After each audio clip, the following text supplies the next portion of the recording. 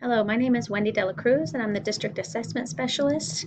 In this video, I'm going to show you how to use the Progress and Performance Matrix that you've created to interpret the data and find students who are and are not making progress. So I go over here to the blue tab, my All Student Growth Table, and that's actually going to give me my Progress and Performance Matrix for all students. Okay, it's giving it to me for the 5th grade benchmark. I can see that there were 58 students who took this reading benchmark, but only 52 of them count for progress. What that means is there could have been students who were retained last year and they took a 5th grade STAR test last year and not a 4th grade STAR test, so they wouldn't be included for progress. Or there could be students who came from out of state or from private schools that did not take a 4th grade STAR test last year, so they also wouldn't count for progress. They would count for achievement, but not for progress. So, in order to read this matrix, I'm going to look over here and I'm going to see all of my kids, how they did last year on the previous STAR test. All right, last year I had 18 students that did not meet the grade level expectations. In other words, they did not pass the 4th grade STAR test.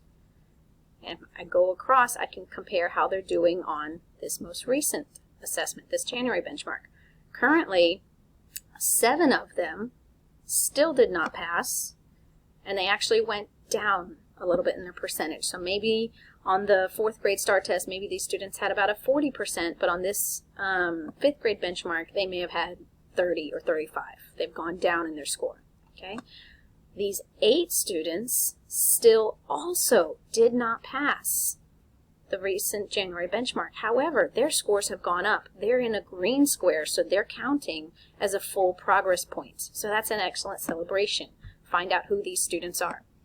Then I'm still looking at all these students last year, these 18 students who didn't pass 4th grade reading. I've got 3 this year that got up to the approaches bucket. Congratulations, they have increased their performance level. They at least passed the January benchmark, and they also count for growth because their score is higher. They've gotten up to a higher bucket.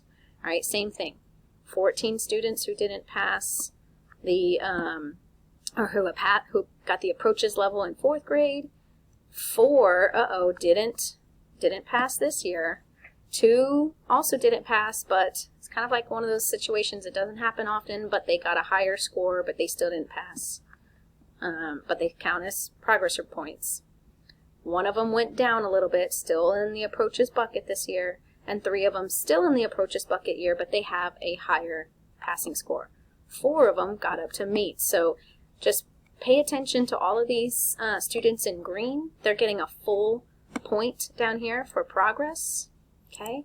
Any students in the blue buckets are getting a half a point. And then any students in the red buckets are dropping down a performance level and they're getting 0 points. Okay? And then you can look at that. They take all of our 0-point tests, our 2 of our half-point tests that make up a point, 28 full-point tests, 28, add those 2 together to get 29, divided by my 52 students that were eligible for growth, and the score is 56. Okay?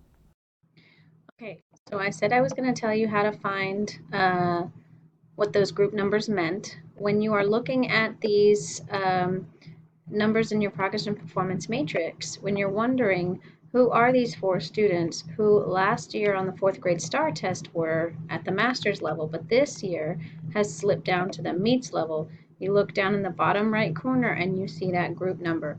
So if I want to go look for these 4 students, I go back and look for group 2 students. So I go to the recent student data tab, and over here on the far left, I see my group 2 students. Oops, group 2 students right here.